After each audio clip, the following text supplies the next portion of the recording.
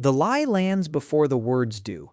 Have you felt a quiet click in your chest the moment someone smiled a half second too late? You weren't paranoid. You were reading at a frequency most people muted years ago. Why can some people sense it before language arrives?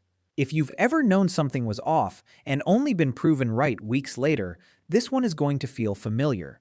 Today we're decoding 4 angles on why some people can sense lies before words are spoken. The fourth one is the one most people resist hearing. Read what's not said.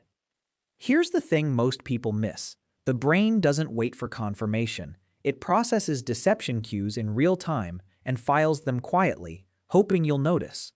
Most adults learn to override that file. Schools call it judgment. Workplaces call it professionalism. The result is a strange kind of trained deafness. You hear the click, you feel the click, and then you talk yourself out of the click. Theo sat through a budget meeting on a Tuesday afternoon. His coworker leaned back, smiled, and said, "Yeah, totally fine," to a question about the new project. There was a half-second pause before "totally." Theo noticed it. He dismissed it. 2 weeks later, he found out he'd been quietly written out of the proposal. So why can some people read it before language? Because the body decoded the lie first. Lying takes effort. The face has to manage a real emotion underneath, build a fake one on top, time the words to match, and hold all 3 together while sounding casual. That coordination leaks. A breath taken in the wrong place. A blink that lasts a quarter second too long. A smile that arrives after the words instead of before them. The leak doesn't shout, it whispers. But it's there in every conversation where someone is shading the truth. The asymmetry between what their words are doing and what their face is doing creates a vibration.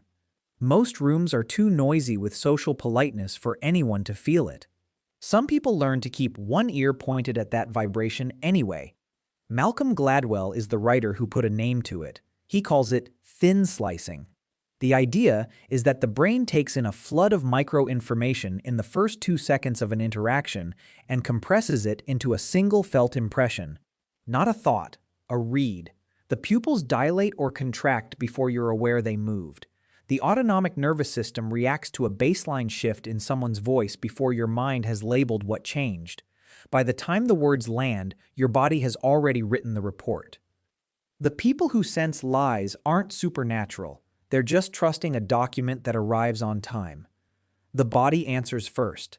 The mouth catches up. So why some people and not others? Why does one person catch the lie in the first sentence, while another only finds out years later? Because the lie-sensitive person has a larger pattern library, and patterns are built one read at a time. Maya grew up in a house where reading her mother at the front door determined the entire night.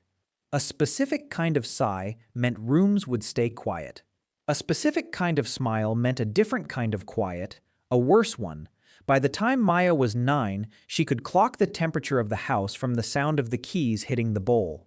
That kind of childhood doesn't teach paranoia, it teaches resolution. The threshold for noticing a microshift drops. The reference library compounds. Every interaction adds entries. By adulthood, when a coworker says, "I'm fine," with a half-pitch drop on fine, the file opens before Maya has consciously asked the question. She doesn't know why she knows, she just knows. And 9 times out of 10, she's right, because she's not guessing, she's matching. The people who sense lies early are usually the people who couldn't afford not to. This is not pathology, it's adaptation that kept doing its job after the original threat was gone. The skill outlived the situation. Now it shows up in restaurants, in meetings, on first dates, in family group chats. It shows before it speaks. They learned to notice. Still with this one? Good. Stay with it. The next angle is the one most people quietly carry but rarely say out loud. So why does it feel lonely? Because reading early often means standing alone. You see the half pause. You feel the temperature drop in the room. You name it quietly to yourself. And then you watch the rest of the table laugh at the joke, accept the apology, take the comment at face value. Sensing lies early creates a strange social position. You're the only one in the room who already knows. And there's no socially acceptable way to say it.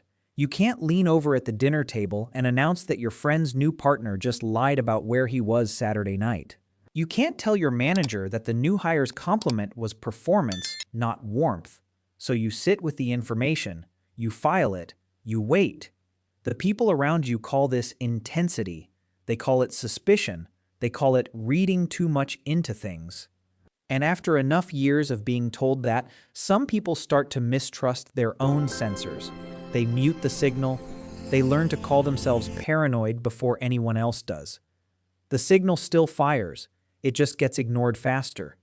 That mute is the most expensive thing this skill ever costs you. Because the cost isn't the loneliness. The cost is the slow forgetting that you were right the whole time. So why is the fourth angle the one most people resist hearing? Because it turns the lens around. The same channel that reads your friend's half pause reads your own.